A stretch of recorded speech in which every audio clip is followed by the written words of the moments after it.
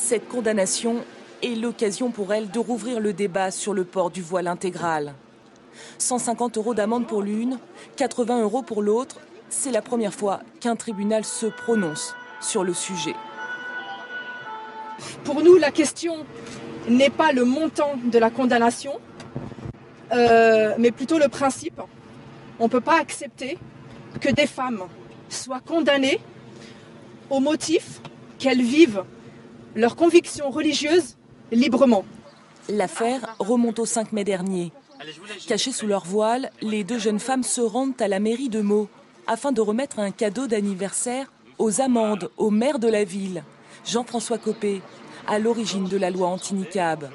Depuis l'entrée en vigueur du texte, les partisans du voile intégral multiplient ainsi les coups d'éclat.